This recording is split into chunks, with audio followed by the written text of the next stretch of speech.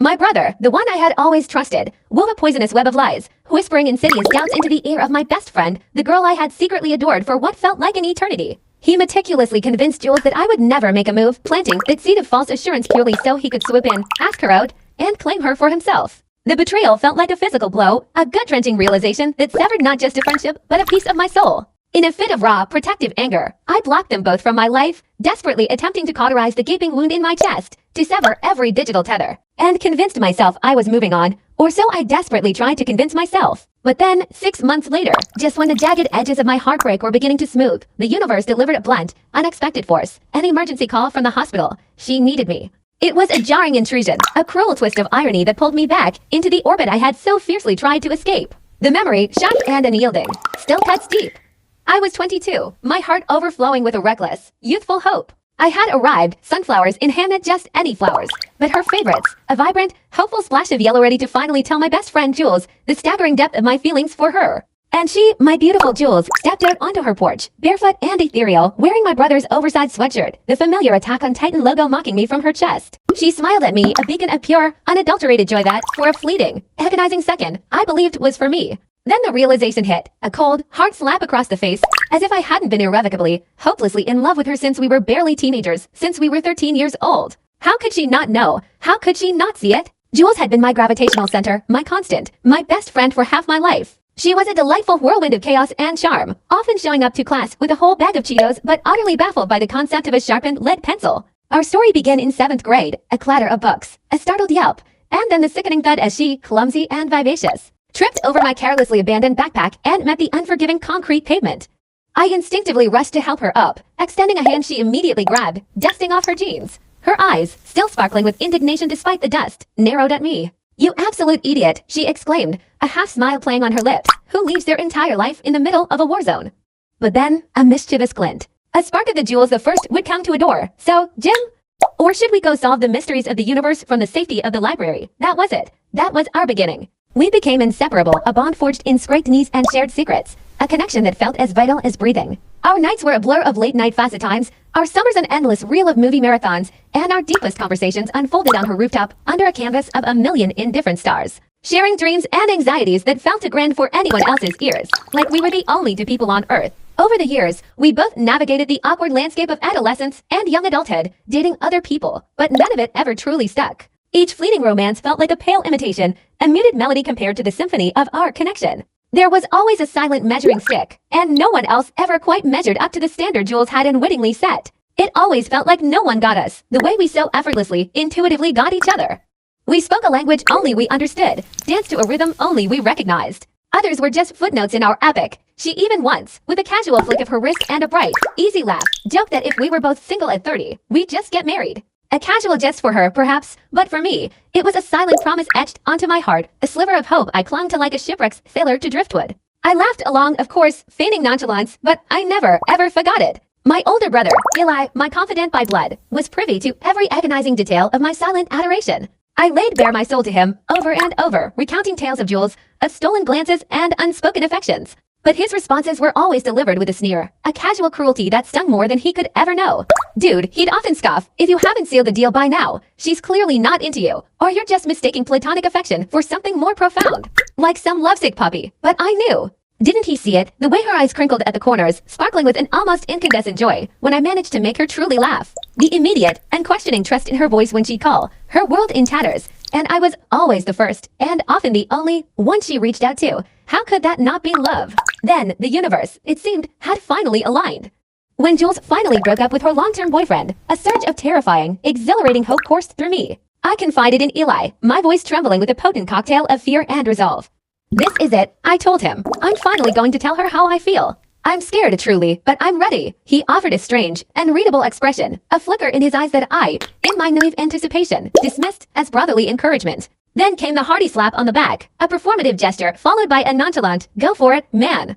"What are you waiting for?" His words, hollow as they were, propelled me forward. I picked up sunflowers, of course, not just any flowers, but those vibrant, scent-chasing blooms that mirrored her own effervescent spirit. My single, slightly ill-fitting suit, usually reserved for weddings and funerals, felt like armor.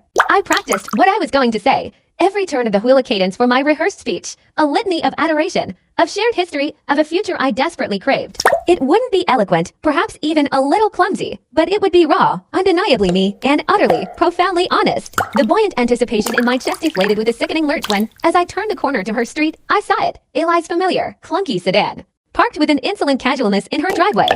At first, my mind, ever the optimist, scrabbled for excuses, for logical explanations. He's just dropping something off, right? Maybe a forgotten tool, a borrowed book. He's a good brother, helping me out. I sat in my car, the sunflowers, once symbols of hope, now heavy and accusatory on my lap, their cheerful yellow mocking my dread. 10 interminable minutes stretched into an eternity. Then her porch light flickered on, a silent, ominous cue. She stepped outside, barefoot, utterly at ease, as if she were stepping out of her own sanctuary, her hair still clinging in damp tendrils to her shoulders like she had just showered. And then the hoodie, not just a hoodie, but his.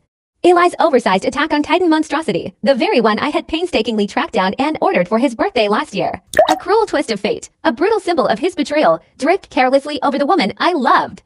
She picked up a takeout bag from the porch, a mundane domestic scene, and then the laugh. That bright, melodious sound, a symphony I had yearned to hear directed solely at me, a sound that usually sparked pure joy in my soul. But this time, it was different. It wasn't for me. It was aimed inwards, a shared intimacy, a secret delight meant for someone else who was waiting just inside the door. My grand confession evaporated into a silent, choking despair.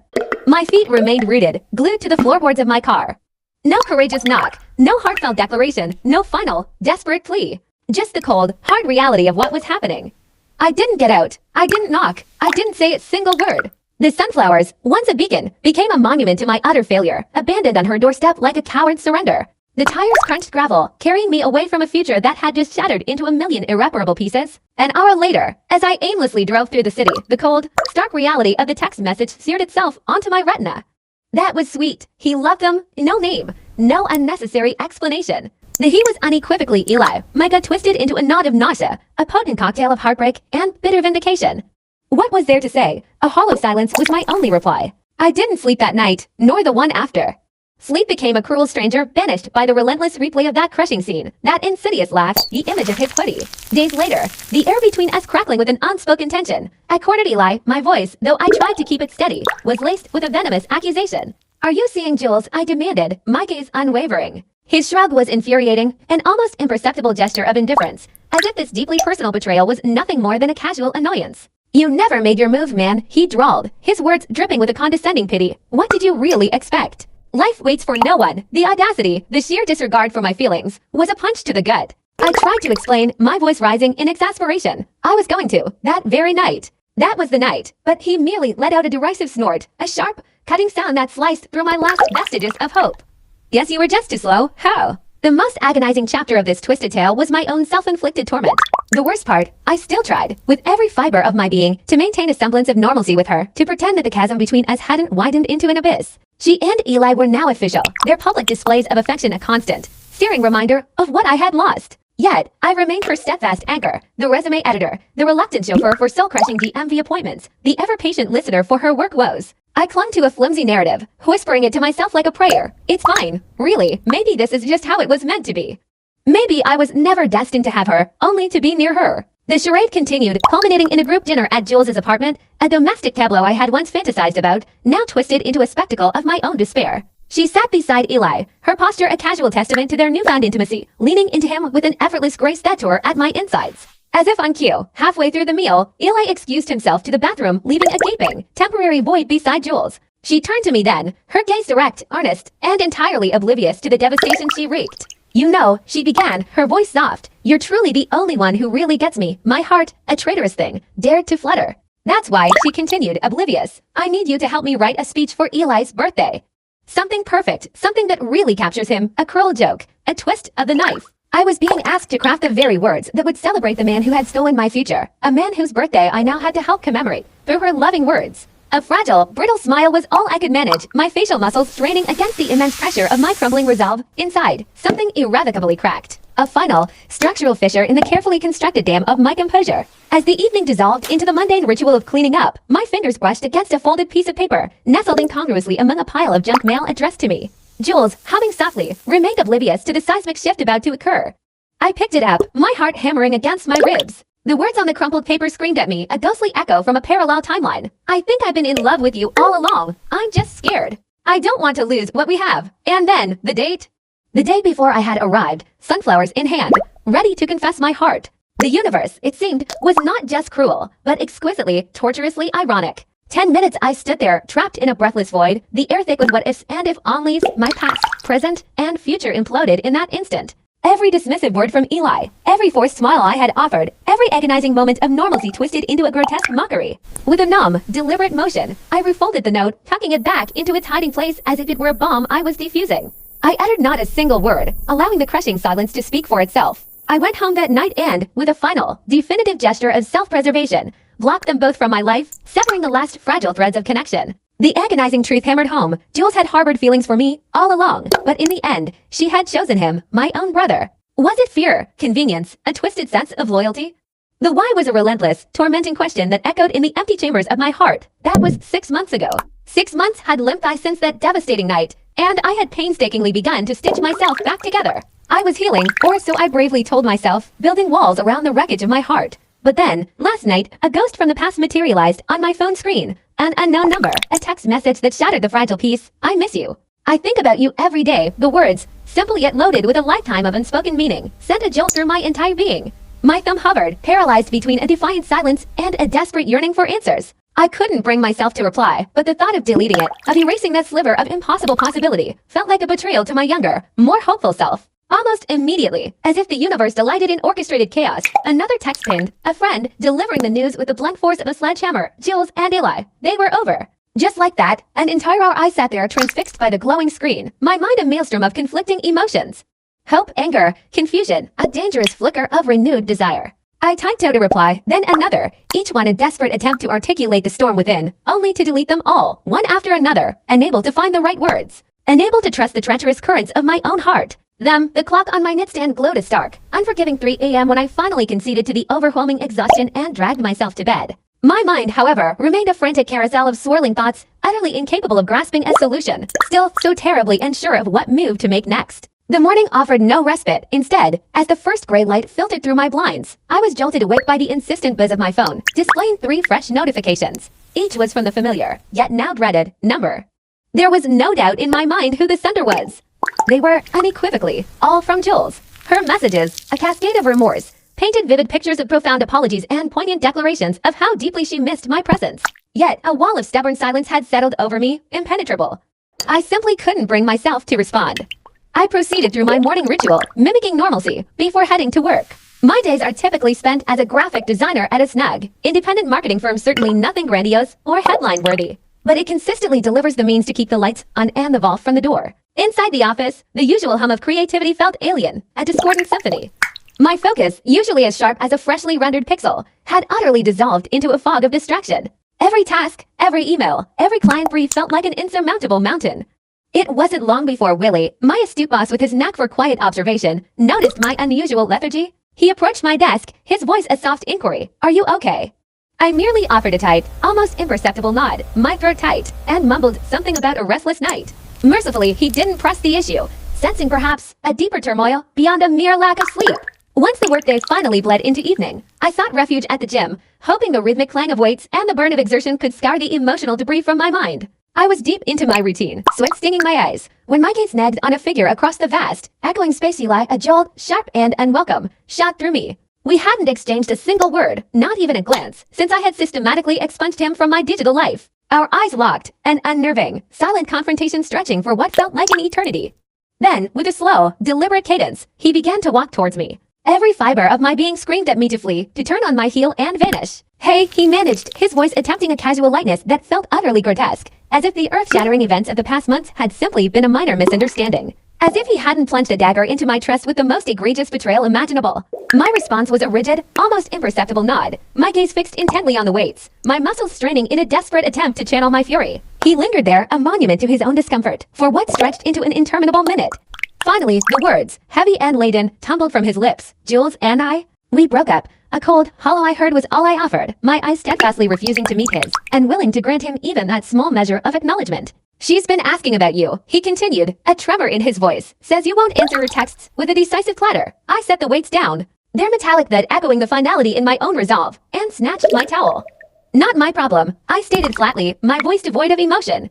As I turned to make my escape, to put distance between us, his hand shot out, clamping around my arm, a desperate plea in his grip. Look, I know I messed up, he began, his voice laced with urgency, but she really misses you, the touch burned, a brand against my skin. I violently yanked my arm free, the air crackling with the unspoken tension. You both, I hissed, each word a venomous dart, made your choice. And with that, I pivoted, striding purposefully towards the exit, refusing to cast even a fleeting glance back at the wreckage of our past. Reaching the cold, familiar sanctuary of my car, I checked my phone, only to find another deluge. 5 new texts from Jules. They were a torrent of urgent requests, each one pleading for a coffee meeting, for just a chance to talk, emphasizing with stark repetition that it was important. The screen glowed, mocking my inner turmoil, but my resolve remained unbroken.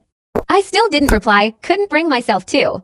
That night, sleep, an elusive phantom, once again refused its solace. My mind became a relentless loop, replaying the words from that clandestine note I'd unearthed words where she professed her love for me, confessing a deep-seated fear. Yet, that declaration clashed so violently with the dizzying speed with which she had subsequently flung herself into Eli's arms. The chronology, the raw emotional whiplash, simply refused to coalesce into any logical narrative, leaving me bewildered and adrift. Just as the digital display on my oven clock blinked to a stark midnight, the unexpected, jarring chime of my doorbell sliced through the oppressive silence of my apartment. My brow furrowed. I wasn't expecting a soul.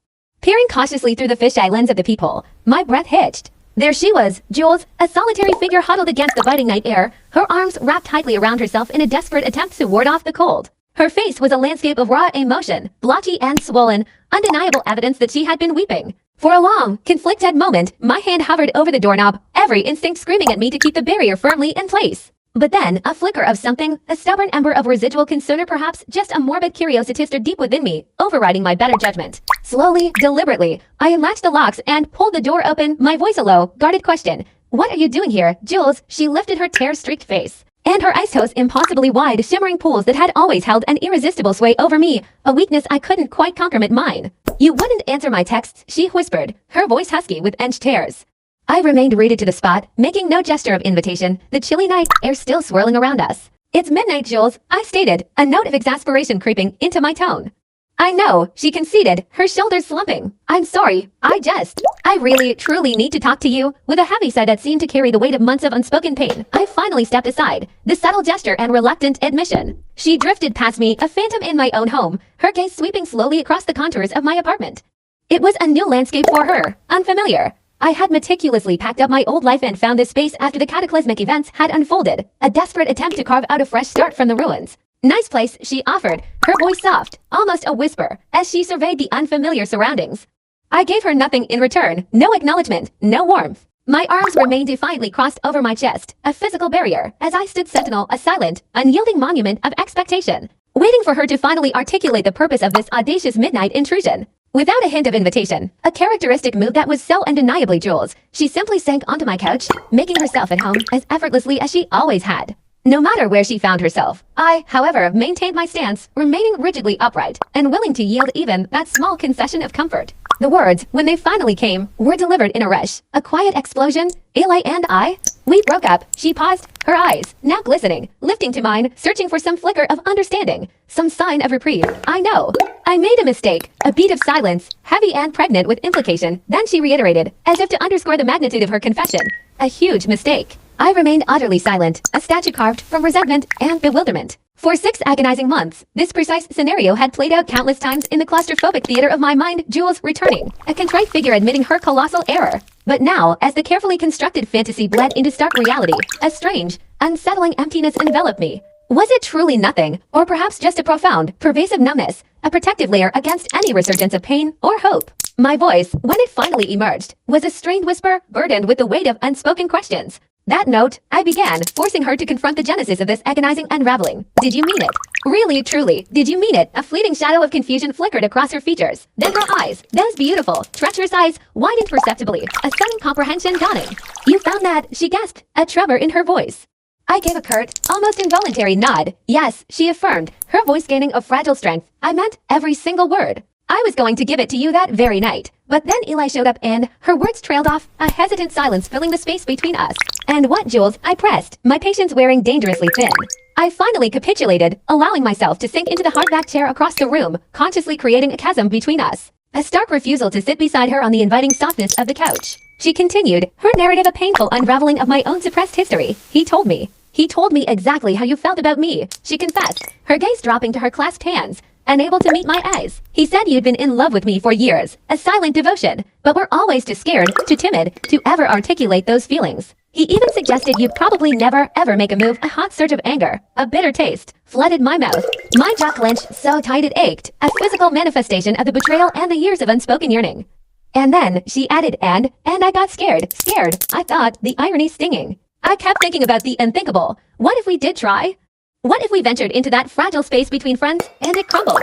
The thought of losing my best friend, that irreplaceable bond, was terrifying, an unbearable risk. Her voice softened, barely audible. So when he kissed me, I don't know. It seemed safer. The word hung in the air, a cruel, mocking echo. A harsh, guttural laugh, devoid of any genuine amusement, tore from my throat, an involuntary, almost violent release of the coiled tension within me. I couldn't suppress it, couldn't silence the bitter mockery it held. Safer, I repeated, the word dripping with scorn. You chose my brother because it was safer. The accusation hung in the charged air between us, heavy and damning. She winced, a visible flinching as if struck, her eyes darting away. I know how it sounds, she murmured, a weak defense. Do you, Jules? I retorted, my voice sharp, a razor's edge. Do you really? Because to me, it sounds like you were fully aware of the depth of my feelings, that you knew how profoundly I loved you, and yet, despite that intimate knowledge, you still, deliberately, chose him. Her gaze fell, fixed on her intertwined hands, a silent tableau of shame. I know I messed up, she whispered, her voice barely audible, but I'm here now. I came back. Unable to contain the turbulent storm raging within me, I surged to my feet, commencing a restless, agitated pacing across my living room. Each step was punctuated by the complaining creak of the old floorboards beneath my boots, a symphony of my unease. The entire bizarre encounter unfolded like a dream sequence, utterly surreal. 6 months of an aching, deafening silence had stretched between us, a vast, desolate canyon, and now here she was, perched on my couch, a picture of quiet entitlement. As if the chasm had never existed, as if she had every inherent right to occupy that space. The soft, amber glow emanating from my solitary floor lamp painted dramatic, shifting shadows across her face, starkly illuminating the nervous, almost unconscious way she worried and bit her lower lip, a particular habit that, in a distant, happier past, I had once found so utterly endearing, a small, intimate quirk. Why now, Jules? I demanded, my voice raw, its sharpness cutting through the heavy air, reverberating with a stark echo in the otherwise quiet apartment. What, precisely, has changed after all this time? She lifted a hand, a trembling gesture, to swipe at her tear-filled eyes, inadvertently smudging the dark tracks of her mascara, a stark line of vulnerability. I missed you, she confessed, the words a fragile whisper, every single day. Then, almost an afterthought, a painful admission. Eli was. He just wasn't you. The final word, you, splintered and cracked with an unmistakable agony, a testament to the depth of her regret. I halted my agitated pacing abruptly, the floorboards falling silent, my hands instinctively clenching into tight, and kneeling fists at my sides, my knuckles stark white. That's it, I scoffed, the question dripping with incredulity. Your grand epiphany, after all this time, is simply that. You missed me, the sheer, unadulterated bitterness lacing my own voice. After 6 months of self-imposed emotional starvation, took even me by surprise, a potent testament to the lingering wound. I tried to call you, she countered, her voice gaining a sharp, defensive edge, her posture stiffening, straightening as if bracing for a blow. I texted. You blocked me. It was a classic Jules maneuver, a familiar tactic deployed whenever she felt cornered, whenever her carefully constructed facade was threatened. I had witnessed that exact defensiveness countless times over our long, convoluted years of friendship. Yeah, I spat, the single syllable loaded with contempt, after the excruciating discovery that you had willingly, deliberately chosen my brother over me, despite your supposed sacred declarations of love. What did you expect? I raked my fingers through my hair, the gesture almost violent, tugging at the very roots in a futile attempt to alleviate the burning frustration. Do you have any idea, Jules? I demanded, my voice rising, trembling with the force of my suppressed pain, any comprehension whatsoever, of the absolute devastation that revelation brought upon me? Do you possess even the faintest concept of the raw, searing agony that engulfed me, how it truly, fundamentally felt? As the raw accusation hung in the air, a palpable force, she slowly, deliberately pushed herself up from the couch, her gaze unwavering, and took a tentative, almost imperceptible step towards me, closing the physical distance that mirrored the emotional chasm between us. A faint, familiar ghost of her vanilla perfume, a scent I'd known for years, a comforting anchor now a cruel reminder, wafted through the air, wrapping around me like a suffocating shroud. I made a mistake, she whispered, the words barely audible, laced with a vulnerability that used to shatter my defenses. People make mistakes. Her eyes, usually so bright and full of life, now swam with an almost desperate plea, a silent appeal that twisted a knot in my stomach. I instinctively took a step back, the sudden need for physical and emotional distance an almost visceral response, a desperate attempt to create space between her pain and my own. This wasn't some minor oversight, like forgetting to return a borrowed book or missing a casual appointment. This was a canyon, a chasm, between us. Didn't she understand? Didn't she know the depth of my feelings, the silent promises we'd built between us over years? And she felt it too, hadn't she? That undeniable current, that unspoken understanding. Yet, despite all of that, she still chose him, Eli, of all people. The betrayal wasn't just a memory, it was a physical sensation, a gaping, festering wound that refused to scab over, throbbing with an ache that was as fresh and agonizing as the day it was inflicted. My mind reeled, a whirlwind of confusion and fear. I was utterly bewildered, disoriented by the abrupt shift in our reality, and then, the dam broke. She was crying now, soft, choked sobs that ripped through my carefully constructed resolve. Tears streamed relentlessly down her cheeks, carving glistening paths through her makeup, leaving a heartbreaking testament to her distress. Can we get coffee tomorrow? Her voice was fragile, laced with a desperation that was almost unbearable.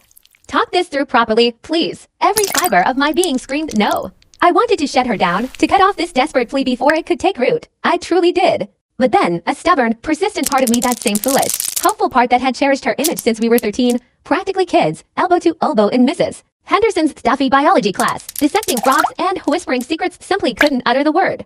It was an involuntary betrayal of my own pain. Fine, I conceded, the word feeling utterly inadequate, coffee. That's it, my resolve, which I had tried so desperately to fortify, crumbled like a sandcastle before a rising tide, proving far weaker than I cared to admit. A fragile, watery smile bloomed through her tears, and a faint glimmer of hope, almost imperceptible, flickered in her eyes. Thank you, she whispered, and then she was gone. The quiet emptiness she left behind was almost louder than her presence.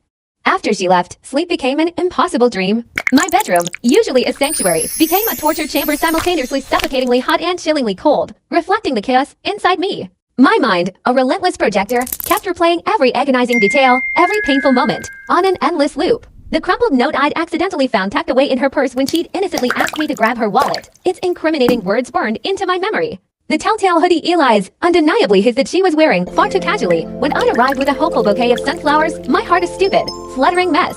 Eli's familiar car, parked brazenly in her driveway that agonizing night. Each memory was a shard of glass, twisting deeper. By morning, I was a wreck, utterly exhausted and completely disoriented, with heavy, bruised-looking dark circles under my eyes, testaments to a sleepless night of torment. I hovered over my phone, my thumb almost hitting send on a text to cancel, to escape. But I didn't. Some inexplicable, magnetic force, a stubborn hope intertwined with masochistic curiosity, pulled me relentlessly toward this meeting, overriding every single warning bell of my better judgment. We agreed to meet at our old spot, that charming, slightly worn-out little cafe, a neutral territory nestled precisely halfway between our respective places. It was the kind of place with accompanying familiarity, chipped blue mugs that felt warm in your hands, the perpetual aroma of freshly ground coffee, and a barista who, with uncanny accuracy, always remembered our ridiculously specific orders without fail. I arrived first, deliberately choosing a table tucked away in the back, far from the revealing glare of the windows, wanting to shield myself from any accidental witnesses, any prying eyes. She finally showed up, a full 10 minutes late, which, remarkably, was practically early for Jules. She had always operated on her own unique temporal axis, existing in what our exasperated friend group lovingly and sometimes not so lovingly dubbed Jules' standard time. Hey, she murmured, a soft greeting as she gracefully slid into the seat directly across from me. She looked undeniably better than the night before, the telltale puffiness around her eyes having subsided somewhat. Her hair, usually a wild cascade, was pulled back into a simple, loose ponytail, a few artful strands deliberately framing her delicate face. Hey, I replied, my voice a little rougher than I intended, having already ordered my usual no-nonsense black coffee in stark contrast to her predictable indulgence.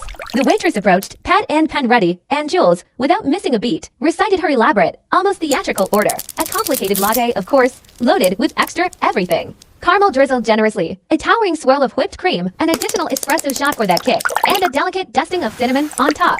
Some fundamental things, it seemed, stubbornly refused to change, even amidst utter upheaval. A thick, suffocating layer of awkward silence descended upon us, stretching taut until the waitress mercifully arrived with Jules's elaborate concoction. This was unprecedented, a stark anomaly in our long history. We had never, not once in all our years, run out of things to say to each other, not until this moment. The cafe hummed around us, a symphony of other people's effortless conversations, their words effortlessly filling the cavernous void that we, for some inexplicable reason, couldn't seem to bridge. So she finally ventured, her voice barely above a whisper, her fingers nervously pleating the flimsy paper napkin. How have you been? I almost let out a cynical, bitter laugh. How have I been? The audacity of the question was staggering. How could I possibly be, after my best friend, the person I trusted implicitly, the confidant to my deepest secrets, and my own brother, the one who shared my blood? had conspired to get together right behind my back, leaving me completely oblivious and utterly betrayed? Just great, Jules, I retorted, my voice practically dripping with acid, living the absolute dream. She visibly flinched, her shoulders hunching inward almost imperceptibly, as if trying to shrink away from my verbal lash. I deserve that, she mumbled, her gaze fixed on her swirling latte. Yeah, I confirmed, my voice flat, devoid of warmth. You absolutely do. I took a slow, deliberate sip of my black coffee, the harsh, unapologetic bitterness perfectly mirroring the raw, unyielding bitterness that had taken root deep within my soul. Why are we here? I pressed, my voice devoid of any pretense of politeness. Really, her eyes, avoiding mine, dropped to her elaborate drink, and she began to mindlessly swirl the towering whipped cream with her straw, creating miniature eddies in the sweet foam. I told you, she began, her voice small. I miss you. I made a mistake. With Eli, I interjected, cutting her off sharply. Or with me. I leaned forward, my posture conveying an open challenge, daring her to be truly honest. For a moment, she instinctively reached across the table, her fingers extending as if to touch my hand, to offer a gesture of comfort or connection. But before she could make contact, I jerked my hand back, a reflex born of self-preservation. Her fingers hesitated, hovering inches above the polished wood, before slowly, reluctantly, retreating. Eli, and as she began again, her voice trailing off, it was never right. We fought all the time. He's not like you. I slumped back into my chair, the old wood groaning a weary protest under my sudden shift in weight, a sound that seemed to echo my own internal weariness. So what? I challenged, my voice laced with bitter cynicism. I'm your backup plan now. Your consolation prize because things didn't work out with him, no. She protested, her voice rising slightly, genuinely hurt, her eyes widening, brimming with a pleading sincerity that was almost convincing. It's not like that. I've been thinking about you this whole time, about us, about what could have been, while you were with my brother. I shot back, the words cutting through the air like a razor, leaving a raw, open wound. The question hung between us, a suffocating shroud, heavy with unspoken accusation, dripping with the weight of her deceit. She had no answer for that, no clever retort, no plausible excuse. The silence descended once more, thick and oppressive, filling the space where words should have been. I watched her, transfixed by the mundane act of her stirring her latte, mindlessly adding yet more sugar from the small, individual packets scattered across the table. Some habits, it seemed, were immutable, like her insatiable sweet tooth that stubbornly defied all logic, a constant in a world turned upside down. Do you and Eli still talk? She finally asked, her voice barely a whisper, almost lost amidst the cafe's ambient hum. My coffee cup, midway to my lips, froze in midair. I frowned, a deep furrow appearing between my brows. What? I was just wondering if you and Eli still talk after everything, she reiterated, still refusing to meet my gaze. A prickle of unease ran down my spine. Something felt distinctly off. The question seemed loaded, weighted with an unspoken agenda, like there was a hidden motive lurking just beneath the surface. Remember, I reminded her, my voice sharp with a sudden suspicion. I blocked him too, remember? Haven't spoken to him since that night? She nodded, a little too quickly, a little too emphatically. Right, of course, I need closure, you know, with both of you. And there it was, laid bare, the real, ugly truth, the actual, self-serving reason for this entire agonizing charade. The realization slammed into me with the force of a physical blow, a visceral punch to the gut that stole my breath. You don't miss me, I stated, my voice low and dangerously steady, the anger finally breaking free. Do you just miss being chosen. Her eyes widened, a flicker of raw panic flashing across her face, momentarily shattering her carefully composed facade. What? No, that's not. You're here. I cut her off, rising abruptly from my chair, the metal legs scraping a harsh, grating protest against the tiled floor, because Eli dumped you. And now you're desperately trying to make sure you don't lose me, too. That's not fair, she cried, tears welling up again. Her mascara already smudging into bruised-looking smudges beneath her eyes. I do miss you. I do care about you. Maybe you do, I conceded, my voice flat, but not the way I need you to, Jules. Not the way I deserve. I dropped a few crumpled bills onto the table, more than enough for my coffee, a token of finality. Goodbye, Jules. I walked out without a single glance back, without a moment of hesitation, leaving her alone amidst the anonymous hum of the cafe. This time, the roles were cruelly reversed. She was the one left staring at a door that would never open for her again. The bitter irony of the moment was not lost on me. I drove around for what felt like hours, the radio a soft, almost imperceptible murmur in the background, a silent companion to my tumultuous thoughts. Eventually, I found myself at the beach, parking my car and simply sitting there, mesmerized by the relentless, hypnotic rhythm of the waves crashing against the shore. Each surge and retreat a soothing balm to my raw nerves. My phone vibrated incessantly with incoming texts from Jules, a relentless assault of digital pleas, but I didn't even glance at them. I was utterly, irrevocably done. The afternoon sun, a fiery orb, began its slow, majestic descent toward the horizon, casting impossibly long, melancholic shadows across the sand. When I finally dragged myself home, a ghost of my former self, I found. Eli was already there, a solitary, slightly pathetic figure hunched over his phone on my doorstep, the pale glow illuminating his face in the fading afternoon light. Great, I muttered under my breath, a familiar knot of exasperation tightening in my stomach. Just what I needed to cap off this perfect week. He looked up, startled, as my car crunched onto the gravel driveway.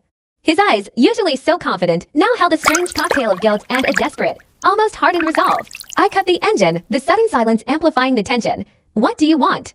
I asked, my voice sharper than I intended, an unvarnished edge of annoyance. I didn't even try to soften it as I slammed my car door shut with a resounding thud, the sound echoing the abruptness of my question. Eli slowly rose, a little stiffly, and brushed invisible lint from his jeans. He avoided my gaze, shifting his weight. "Jules called me," he began, his words rushing out, a slightly rehearsed quality to them. She was pretty upset. My arms instinctively crossed over my chest, a defensive barrier, as I widened the emotional chasm between us. And he continued, shoving his hands into his pockets, his discomfort palpable. "I just wanted to make sure you're okay." A harsh, humorless sound tore from my throat, more a bark of disbelief than a laugh.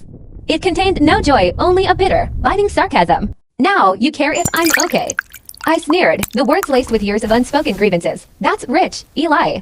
Truly spectacularly rich." I pushed past him, the physical contact minimal but deliberate, to reach my front door. The key, as it invariably did, stuck slightly in the lock, a minor irritation that only compounded my frayed nerves. Without an invitation, without even a pause, he followed me inside, his presence an unwelcome invasion of my personal space. Apparently, I thought with a fresh wave of resentment, boundary issues truly run in this goddamn family. The living room still bore the quiet, almost painful, imprints of Jules's visit from the previous night. A solitary water glass, still half full, glimmered accusingly on the coffee table. The cushions on the sofa were still faintly indented, a ghost impression of where she had sat, her presence stubbornly lingering in the air. Eli, seemingly sensing the fragile atmosphere, hovered awkwardly near the doorway, not quite daring to step fully into the heart of the room. "Look, I know I messed up," he mumbled, his voice low, almost contrite. The familiar cliche felt hollow, worn thin by countless repetitions in my life, but Jules and I were over. For good, this time. I turned slowly to face him, my gaze sweeping over my brother's features. They were so uncannily similar to my own, same strong jawline, the same set of eyesight profoundly different in the expressions they wore, the stories they told. "Why are you telling me this, Eli?" I asked, suspicion tightening my voice. What was his angle, his true motive? He ran a hand through his hair, a nervous habit that was undeniably ours, a small, ironic echo of the connection we shared despite everything. "Because she loves you, man," he insisted, his voice gaining a sudden, surprising earnestness. "She always has, don't you see that?" I shook my head, a dismissive gesture. "No, Eli, you don't understand. She loves the idea of me.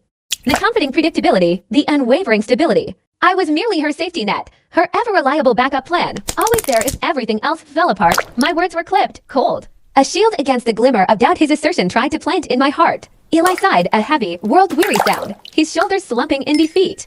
"That's not true," he countered, though his conviction seemed to waver under my cynicism. "She was an absolute mess after you blocked her, a total wreck. And even while she was dating me, she talked about you constantly. Every single day, you were in her thoughts, her conversations. That must have been fun," I retorted, the bitterness in my voice sharp and unmistakable. I couldn't, for the life of me, keep the caustic edge from seeping through. He had the decency, at least, to look thoroughly embarrassed, a faint blush creeping up his cheeks. He dropped his gaze to the floor. "It wasn't great, no," he admitted, his voice barely a whisper. "But that's precisely why we broke up. She couldn't get over you. She never truly could." His words hit me like a physical blow, swirling a chaotic maelstrom of conflicting emotions in my gut. Could it be true? Or was this just another layer of manipulation? My head spun, a disorienting carousel of hurt, anger, longing, and an unsettling flicker of hope. "Just go, Eli," I whispered, the fight draining from me. "I'm tired." And I truly was bone deep, soul weary, exhausted from the relentless emotional whiplash of the past 2 days, each revelation pulling me in a different, painful direction. As he slowly headed for the door, he offered one last piece of information, almost an olive branch. "She's at Angela's place," he said, not quite meeting my eyes. If you change your mind," he didn't need to elaborate on Angela. She was Jules's college roommate, a familiar fixture in our lives. They still hung out sometimes, united by their shared passion for obscure indie films and esoteric craft beers. I didn't respond. I simply watched him leave, then gently closed the door behind him, the click of the latch a definitive period on the conversation. With a profound sigh that felt like it came from the depths of my very being, I collapsed onto the couch, sinking into the very spot where Jules had sat just the night before. Her ghostly presence still lingering, suffocating me. The next day dawned a crisp, bright Saturday, but my morning began with the relentless buzzing of my phone. More texts from Jules, now interspersed with new ones from Eli. I ignored them all, a deliberate act of defiance, and laced up my running shoes. I needed to clear my head, to literally run away from the overwhelming thoughts and emotions. I pushed myself harder than usual, each pounding footfall on the pavement a desperate attempt to outrun the demons chasing me, the sharp, cool morning air burning in my lungs. a stark contrast to the fire raging within. When I finally returned, drenched in sweat and gasping for breath, a small, unassuming package sat on my doorstep. There was no return address, making it instantly suspicious, intriguing. I opened it cautiously, half expecting some dramatic, emotionally charged artifact. Inside, nestled amongst layers of tissue paper, was a photo album, our photo album. Jules and I had started it back in high school, diligently adding pictures every single year, carefully documenting our intertwined lives. I thought she had it, that it was safe with her. I sank onto my front steps, the cool concrete a stark anchor, and slowly, almost reverently, began to flip through the pages. Each turn was a journey back in time, a bittersweet echo of a past that now felt impossibly distant. There we were, at prom, both awkwardly posed with different dates, yet somehow still gravitating towards each other, appearing in the periphery of most of each other's pictures. There we were again at graduation, making ridiculously stupid faces, our caps comically askew, utterly oblivious to the weight of the future. I saw pictures of college road trips crammed into my old, trusty Corolla, its battered exterior a testament to countless adventures. Her 21st birthday, a vivid memory of me holding her hair back, my arm cramping, as she intimately embraced the porcelain god all night. And then, the most poignant page, my dad's funeral, where she had been my unwavering shadow for 3 days straight, a silent, comforting presence. She'd brought me food I couldn't stomach, made sure I showered when I felt too numb to move, her unwavering support a lifeline in my darkest hour. At the very end of the album, tucked into a sleeve, was a new photograph, one I'd never seen before.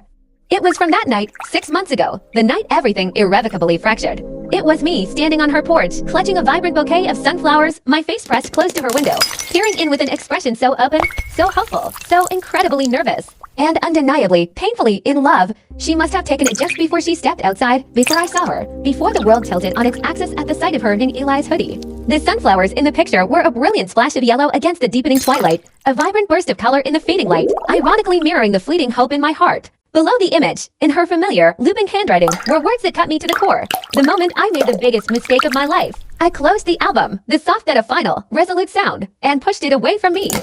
I wouldn't let her manipulate me like this, not again. She had made her choice, a deliberate, devastating decision. Now, she had to live with the consequences of it, just as I was being forced to. But the image, oh, that image, it clung to me with a haunting tenacity. My own hopeful, unsuspecting face stared back from the recesses of my memory, a poignant reminder of a hope that was about to be brutally crushed. I spent the remainder of the weekend in a self-imposed digital blackout, my phone a silent, ignored presence. By Monday, the persistent buzzing had finally ceased. The silence was almost eerie. I returned to work, desperate to reclaim some semblance of normalcy, to bury myself in the familiar rhythms of my routine. Willie, my manager, handed me a new project, a complex coding challenge that proved to be a welcome distraction, an intricate puzzle for my overtaxed mind. The logical, predictable world of coding was a comforting balm, a stark contrast to the chaotic, often illogical, landscape of human relationships. On Wednesday, the illusion of normalcy shattered. I ran into Angela at the grocery store, an encounter that felt anything but coincidental. She feigned surprise, her eyes widening performatively, but I saw right through it. This, after all, was Jules's favorite grocery store, despite being a considerable distance from her apartment. Angela was clearly on a reconnaissance mission, her casual browsing too deliberate, too artfully orchestrated to be accidental. "How are you?" she chirped, her voice overly bright, as she skillfully maneuvered her cart to block my path in the cereal aisle. It was a strategic blockade, designed to ensure I couldn't escape. "Fine," I replied curtly, attempting to sidestep her. My own cart was sparsely filled with what I privately termed Bachelor Basics microwave meals and instant coffee. "Jules is a mess," Angela stated bluntly, bypassing all pretense, never one to beat around the bush. "She's barely eating, she's barely sleeping," her words hung in the air, a heavy cloak of misery. I sighed, gripping the handle of my cart so tightly my knuckles turned white, a physical manifestation of my refusal to engage. "That's not my problem anymore, Angela," I said, my voice deliberately flat, trying to sever any lingering emotional connection. Angela crossed her arms, her collection of bracelets jingling softly as she did. She made a mistake, a big one. "There's no denying that, but she loves you. She always has, she has a really funny way of showing it sometimes." I tried to keep my voice neutral, detached, but the raw hurt seeped through anyway, a testament to the wounds that were still so fresh. "Look, I'm not defending what she did, Angela. It was messed up, more than messed up," I conceded, though the words tasted like ash. "But I've known Jules for years, and I've never, ever seen her like this. She's broken." Angela's concern seemed genuinely heartfelt, her usually sarcastic demeanor softening into something vulnerable, almost pleading. I reached out and blindly grabbed a random box of obscure, organic cereal from the shelf, just to have something, anything, to do with my hands. To provide a brief distraction from the emotional intensity of the conversation, from the uncomfortable truth staring me in the face. "What exactly do you want from me, Angela?" I finally managed, my voice strained, eyes still fixed on her as she stood, a silent, unyielding guardian of the cereal aisle. Her gaze, however, was softer than I anticipated, carrying an almost pleading quality. Just talk to her, Marcus. Really talk, she urged, emphasizing the word as if it held some secret key. That's all I'm asking. With a heavy sigh that seemed to carry the weight of years of unspoken words, she eventually stepped aside, finally unblocking the path that had felt so impossibly closed just moments before. I numbly reached for the box of Frosted Flakes, dropping it into my cart with a clatter that felt far too loud in the suddenly hushed air. I'll think about it, I muttered, the words tasting like ash in my mouth, a promise I wasn't sure I could keep. I didn't think about it, or, more accurately, I desperately tried not to. I submerged myself in work, blasted music to drown out the silence, even attempted to binge-watch a new series, but the ghost of Angela's words lingered, a subtle ache beneath my ribs. Yet, like a moth drawn to a dangerous flame, that night found me, phone in hand, surrendering to the irresistible pull of nostalgia. My thumb, almost on its own accord, began scrolling through the digital archives of our shared past. There she was, Jules and me, caught in a freeze frame of pure, unadulterated joy at the state fair just last year, her bright smile framed by a halo of pink cotton candy fuzz, inextricably tangled in her hair. Another swipe, another memory, Jules, utterly vulnerable and peaceful, her head heavy on my shoulder as sleep claimed her during one of our countless movie nights. The soft glow of the screen illuminating the gentle curve of her cheek. Then, the truly iconic shot Jules mid-laugh, her notorious trying not to laugh but failing face, nose adorably scrunched up, eyes crinkled into crescent moons of mirth. A visceral wave of longing washed over me, a tidal force that left me breathless. It wasn't just the tantalizing, frustrating what-if of a romantic future that I yearned for, but the profound, irreplaceable void left by her absence, her easy friendship. The contagious absurdity of her stupid jokes, that uncanny, almost telepathic way she always seemed to know what I was thinking even before I did. How could 6 years of such interwoven history, a tapestry woven with laughter and shared secrets, have unraveled in an instant, all because of one devastatingly bad decision?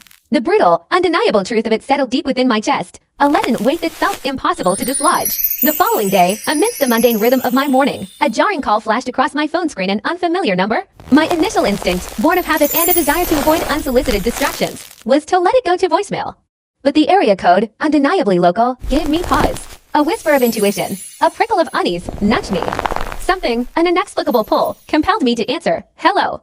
I questioned, my voice tinged with a cautious curiosity. Is this Marcus? A woman's voice, crisp and professional yet laced with an undeniable urgency, inquired. It was a voice I didn't recognize, adding to the growing knot in my stomach. Yes, who's this? I pressed, a ripple of apprehension spreading through me. This is Beverly from Memorial Hospital, she stated, her words delivered with the practiced efficiency of someone accustomed to conveying grave news. You're listed as Jules Parker's emergency contact. The world seemed to tilt on its axis. My heart didn't just drop, it plummeted, a stone thrown into a bottomless well. A chilling, all-consuming fear washed over me, a sensation akin to an icy wave breaking against my chest, stealing my breath. What happened? Is she okay? I demanded, the questions tumbling out in a frantic rush, betraying the sudden terror that gripped me. She was in a car accident, Beverly confirmed, her tone softening slightly, nothing life-threatening, thankfully, but she's asking for you, asking for me, the words echoed. Cutting through the fog of my panic, in that moment, all past grievances, all the unresolved anger, evaporated like mist in the morning sun. There was no room for hesitation, no space for contemplation. I'll be right there, I declared, the promise of fierce, primal roar from deep within. The drive to the hospital was a blur, a disoriented haze of motion and adrenaline. I navigated the city streets in a daze, barely registering the world outside my car window. A yellow light flashed ahead, but my foot stayed heavy on the accelerator, urgency overriding caution. A momentary lapse that I barely even registered. Every single grievance, every searing wound of betrayal and anger that had festered within me for weeks. It was all still there, a complex web of emotional scars. Yet, with the news of her accident, it all suddenly, jarringly, ceased to matter. Like a switch being flipped, my priorities rearranged themselves with brutal efficiency. Jules was hurt. She was vulnerable, and, incredibly, she needed me. That singular, undeniable truth was the only thing that held any weight, the only piece of information that truly registered, eclipsing everything else. The hospital parking lot, a labyrinth of concrete and exhaust fumes, was predictably crowded, forcing me to circle twice, a minor frustration that felt monumental in my heightened state of anxiety, before finally snagging a coveted spot. The antiseptic tang of the hospital air assaulted my senses the moment I stepped inside, a sterile scent that usually repulsed me but now felt like the very smell of hope. Navigating the maze of corridors, each identical door a potential delay, I finally reached her room.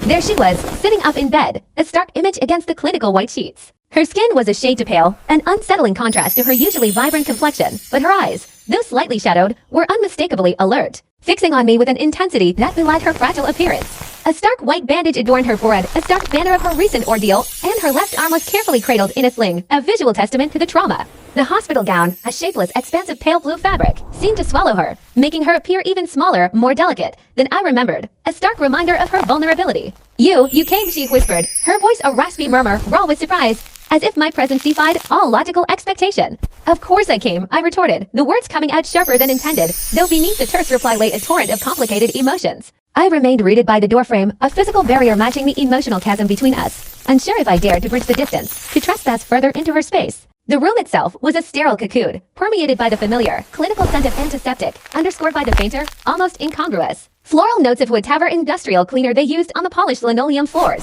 I honestly didn't think you would, she confessed, her gaze dropping to her hands, a fragile landscape of pale skin and visible veins, one wrist tethered to end for drip. A constant reminder of her compromised state. The implication hung heavy in the air, thick and suffocating. After everything that happened between us, she didn't need to say. After the betrayal, the heartbreak, why would you ever come? Finally, I broke the invisible barrier, crossing the sterile expanse to the vacant chair beside her bed, the cheap vinyl groaning in protest. A small, loud complaint, as I lowered myself into it. What exactly happened? I asked, the question laced with an unvarnished concern that surprised even myself. A faint, almost imperceptible tremor ran through her. Some absolute idiot blew through a red light, she recounted, her voice tinged with a mix of disbelief and residual anger. T-boned my car right on the driver's side. She attempted a smile. A brave effort, but it twisted into something more akin to a pain grimace, a testament to her discomfort. My poor Civic, she added with a sigh. It didn't stand a chance, but my focus wasn't on the mangled metal.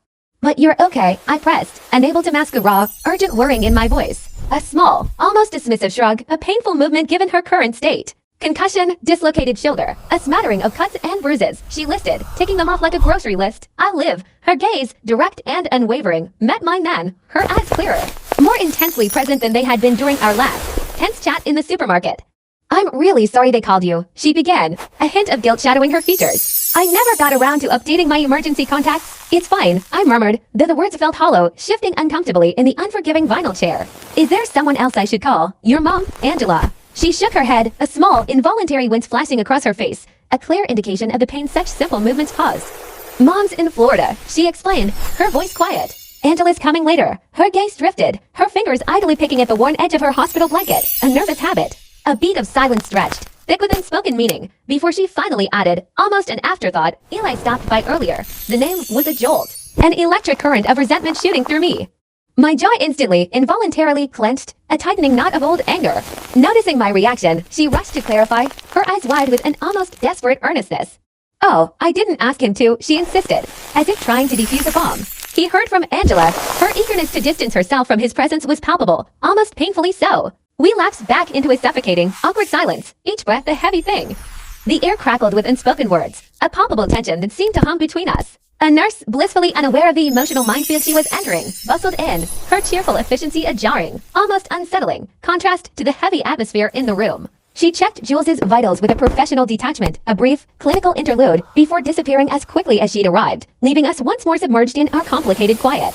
Thank you for coming, she finally said, her voice barely a whisper, breaking the spell. Her eyes, still luminous despite the pallor of her face, searched mine. I know you hate me, right?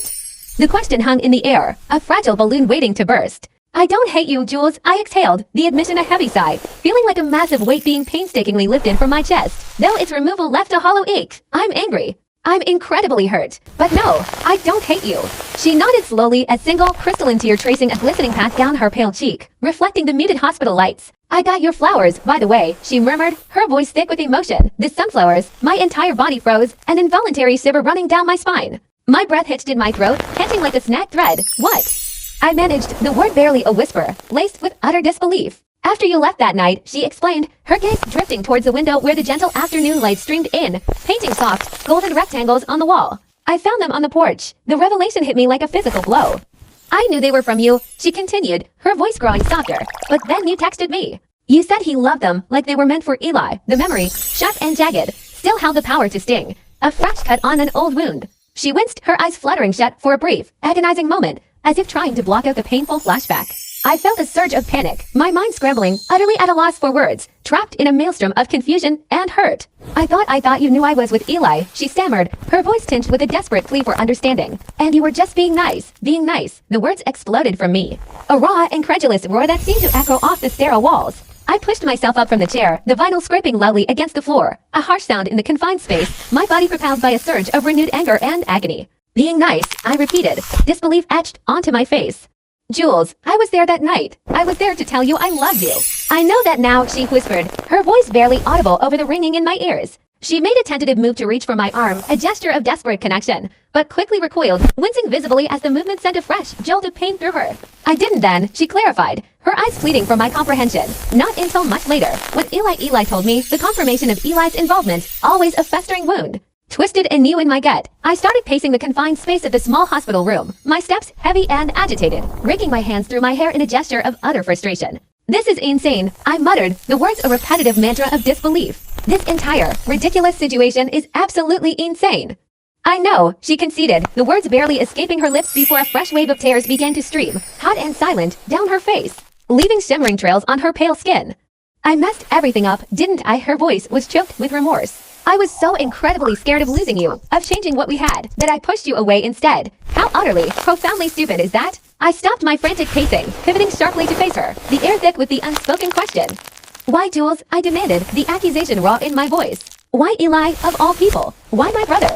She looked utterly miserable, a picture of profound regret. Her shoulders slumped, drawing inward as if seeking to disappear, her gaze fixed on some point beyond me. He was there, she mumbled, her voice almost inaudible. He was safe. He wasn't you. What does that even mean? I asked, frustration mounting, struggling desperately to grasp the convoluted logic she was presenting. It felt like trying to solve a puzzle with half the pieces missing. It means, she almost shouted, her voice cracking with the strain, echoing off the unforgiving walls of the small room, a raw cry of desperation. I was absolutely terrified of ruining what we had. You were my best friend, Marcus, the most important person in my entire life. What if we tried to be something more, and it didn't work out? What if that attempt shattered everything? I'd lose everything. The irony, sharp as a surgeon's blade, twisted in my gut. So instead, I countered, shaking my head in utter bewilderment. You chose my brother, guaranteeing you'd lose me anyway.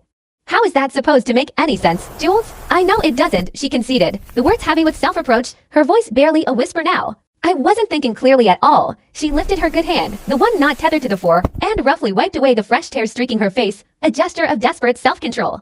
And then, she continued, her voice filled with a profound sense of resignation. It was too late, you found out. You blocked me on everything, cutting me off completely, and just like that, I was stuck. Stuck in this relationship with Eli, a relationship I never truly, deeply wanted. The sheer emotional volatility of the past few minutes, this dizzying, agonizing roller coaster of revelations and regrets, suddenly overwhelmed me. I sank back into the chair, the vinyl once again protesting with a groan, feeling utterly, profoundly exhausted, as if every ounce of my emotional energy had been siphoned away. Then why, I asked, the question escaping my lips almost as a weary sigh. Why didn't you just break up with him? Her eyes, now red-rimmed and shadowed, met mine, a flicker of something unreadable passing through them. I tried, she confessed, her voice barely audible, multiple times. But then he'd weave tales of how it would shatter his relationship with you, irrecoverably, forever, and the crushing weight of guilt would descend upon me. Lodging deep in my chest, she cast her gaze downwards, her eyes fixated on the stark, impersonal hospital bracelet encircling her wrist, a stark reminder of her fragility. He knew precisely the right strings to pull, the exact words to utter, to manipulate me into staying, always. A sigh escaped me, heavy with the weariness of belated wisdom.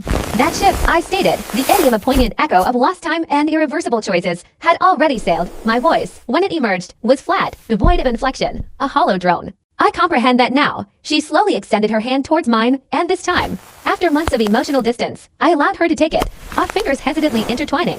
Her touch was unexpectedly cold against my skin, a subtle chill that mirrored the lingering frost of their shared trauma.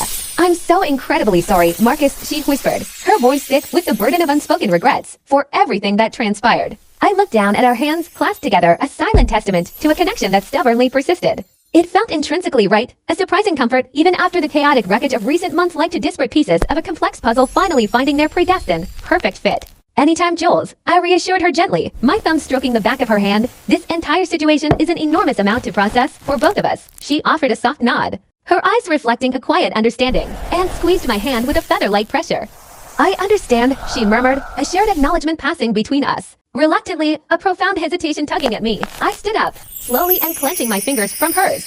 I should go now, let you rest, I said, the words feeling inadequate. Will you come back, she asked, the question hanging delicate and vulnerable in the air, her eyes wide, uncertain, and achingly exposed, pleading for a certainty I hadn't yet fully embraced. Yeah, I promised after a long, meaningful pause, the word a quiet bomb to her exposed heart, I'll come back. True to my word, I visited her in the hospital for the next 2 days, the rhythm of my footsteps echoing through the sterile corridors becoming a familiar cadence. We talked about everything but us, the absurdity of her work, the antics of our mutual friends, the truly abysmal hospital food, the surprisingly interesting tattoos of one of her nurses. It was a fragile, almost perfect imitation of our old times, a carefully constructed illusion, except for the colossal, unspoken elephant perpetually looming in the cramped hospital room, its shadow darkening every conversation.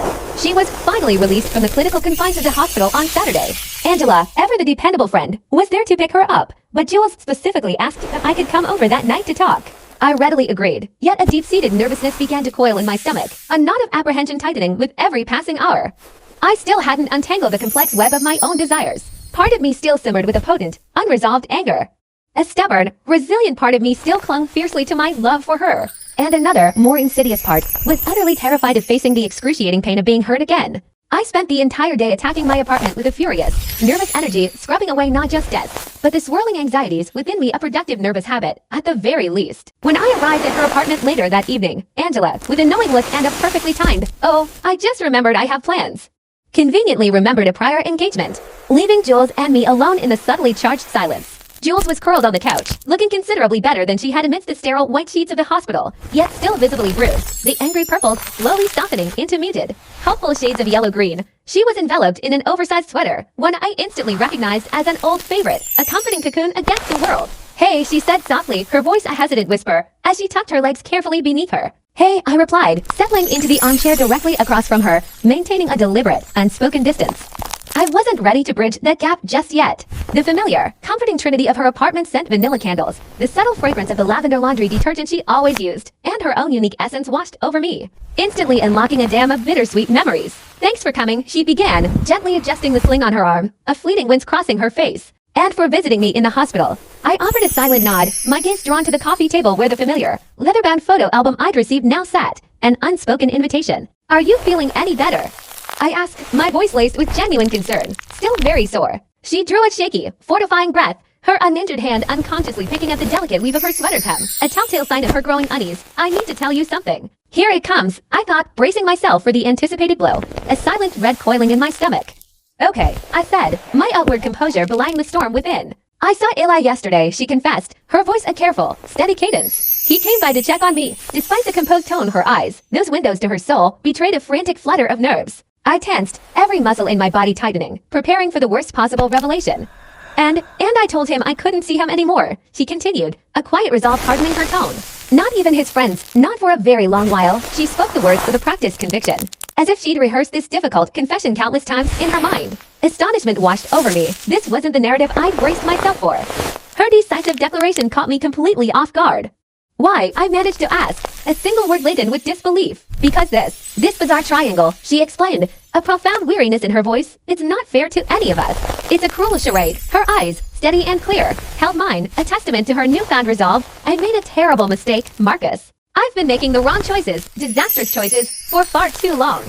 I won't repeat that error again." I was speechless, adrift in a sudden sea of conflicting emotions. A profound sense of relief, like a physical weight lifting from my chest, mingled with a lingering, insidious doubt, a quiet whisper of skepticism. The silence between us stretched, thick and heavy, punctuated only by the rhythmic, almost judgmental, tick-tock of the clock on her wall, marking the passage of moments charged with unspoken feeling. "I found the photo album," I finally said, breaking the spell, my voice a little hoarse, gesturing vaguely towards the familiar leather binding on the coffee table. She nodded, a small, wistful smile gracing her lips. "I left it for you. I wanted you to remember us. The genuine and blemished us, not the distorted, painful reality of these last few months." "That picture at the end," I murmured, the image vivid, almost painfully seared into my memory now, of me on your porch. "I took that," she interjected softly, "just when I saw your car pull up, before he called me back inside." Her eyes dropped, a crimson flush creeping up her neck and across her cheeks, a clear testament to her deep-seated shame. "I was so incredibly happy to see you," she admitted, her voice barely a whisper, "and for a fleeting moment, I thought, maybe, but then, the old fear, that suffocating terror, gripped me once more." I leaned in, my elbows resting on my knees, my voice dropping to a low, earnest tone. "Are you still plagued by that fear, Jules?" "Terrified," she confessed, the word a fragile exhalation, barely audible above the quiet hum of the apartment. "But I'm far more terrified," she quickly added, her eyes meeting his, "of losing you entirely, forever this time." The floodgates opened. For hours after that, we spoke, truly spoke, the way we once did, peeling back layers of silence and hurt. We revisited every painful event, explored the intricate landscape of our emotions, and tentatively articulated the uncertain paths we envisioned for our future. Outside, the night deepened its embrace, and the city lights, like scattered diamonds, began to twinkle through the expanse of her living room window, bearing silent witness to our slow, delicate reconciliation. By the time I finally stood to leave, the first faint flash of dawn was already painting the horizon, a soft, hopeful promise after a long, dark night of conversation and catharsis. So, she asked, her voice a tender question as I paused in the doorway, her uninjured arm instinctively wrapping around her bruised body. A gesture of lingering fragility. Where does this leave us? I turned, my gaze sweeping over her, drinking in the sight of her. Still bearing the visible marks of her trauma, profoundly vulnerable, yet undeniably, captivatingly beautiful. I honestly don't know yet, I admitted, the uncertainty clear in my voice. But I am absolutely, unequivocally willing to explore every possibility and find out. A genuine smile blossomed on her face, spreading warmth to her eyes, illuminating them with a light I hadn't seen in months. A true reflection of hope. That, she whispered, her voice thick with relief. That's truly all I could ever ask for. I walked home, my steps lighter, a profound sense of release settling over me, a lightness I hadn't experienced in what felt like an eternity. Not entirely mended, not suddenly perfect, but undeniably, exquisitely hopeful. A quiet whisper of possibility hummed in my mind. Perhaps we could indeed navigate our way back to the familiar comfort of each other. Or, even more daringly, perhaps we could forge something entirely new, something stronger, something profoundly better. The following afternoon, my phone buzzed, displaying an unexpected text message, a request from Eli to meet. I hovered over the delete button for a beat, a flicker of irritation. But then a deeper conviction settled in. I needed a sense of finality and emotional neatness from that tangled chapter as well. We chose a dimly lit bar downtown, the typical Sunday afternoon lull creating a sparse, almost melancholic atmosphere. The air between us was thick with palpable awkwardness, a suffocating tension. We both nursed our beers, our gazes stubbornly fixed on anything but each other. The monotonous drone of a televised sports game filled the uncomfortable silence, a convenient, if ultimately hollow, backdrop. Jules mentioned you visited her in the hospital. Eli finally ventured, his voice a low rumble, as he meticulously peeled a corner of the label from his beer bottle. A telltale sign of his own discomfort. I simply nodded in reply, my finger absently tracing the condensation ring left by my glass on the worn wooden table, mirroring Eli's nervous fidgeting. She told me you did, too. Yeah, Eli conceded, taking a long, deliberate swallow of his beer, his Adam's apple performing a visible dance of anxiety in his throat. She also said, he continued, a raw edge entering his voice, that she doesn't want to see me anymore, period. She did mention that. I confirmed, my voice carefully devoid of any triumph or emotion. My gaze steadily fixed on Eli's face, meticulously observing his reaction. Eli finally lifted his eyes, meeting mine directly. Those eyes, so eerily similar to his own, twin pools of a shared lineage, now opally searched my face, seeking explanations, seeking truth. So Eli began, the word laced with a fragile vulnerability. Are you too? Are you two getting back together, then? We were never actually together in the first place. Eli, I clarified, a subtle emphasis on the distinction, a quiet reminder of the history that Eli had disrupted. But I don't know, I conceded, the words feeling heavy on my tongue, maybe eventually. He nodded slowly, a visible weight seeming to lift from his shoulders as they relaxed, just a fraction. I really am sorry, you know, he murmured, his voice thick with a raw, undeniable sincerity. For everything that transpired, I found myself studying my brother's face, searching for answers in the weary lines around his eyes. We had always, undeniably, been competitive, a constant, the level hung beneath the surface of our relationship. Yet, this recent act, this gaping wound, had transcended mere rivalry. It had plunged a blade directly into the very core of our connection, severing something vital. Why did you do it? Eli, what truly possessed you? His gaze faltered, sliding away from mine, a mask of deep shame settling over his features. I don't know, he repeated, almost a whisper, as if grappling with the answer himself. At first, I just wanted to talk to her about you, you know? Tell her how you felt, the unspoken adoration you carried. But then, I don't know, he trailed off, his voice barely audible. I guess I just wanted to see if I could. If I could what, Eli, steal the girl I loved. The girl who was the very heartbeat of my existence. The bitterness, a corrosive acid, crept insidiously back into my voice, tainting every syllable. If I could be the one who got her instead of you, is that it? He stared intently into his beer, its amber depths mirroring the murky confession that hung between us, a palpable, suffocating silence. You always got everything so easy, he finally uttered, his voice laced with an old, festering resentment. Friends flocked to you, grades seemed to fall effortlessly into your lap, and Jobsy just materialized, I guess. I just wanted to win for once, you know? To taste that victory, just once. I was utterly stunned, the revelation hitting me with the force of a physical blow, a punch to the gut that left me gasping for air. That's messed up, Eli. Truly, deeply messed up, I know, he agreed, his head bowed. He looked genuinely remorseful, stripped of his usual swagger and easy confidence, which was nowhere to be seen. It was as if a crucial part of his identity had simply evaporated. I realized it pretty quickly, the gravity of my mistake, but by then, it was already too late. She'd blocked us both, a digital wall thrown up between us, and Jules was.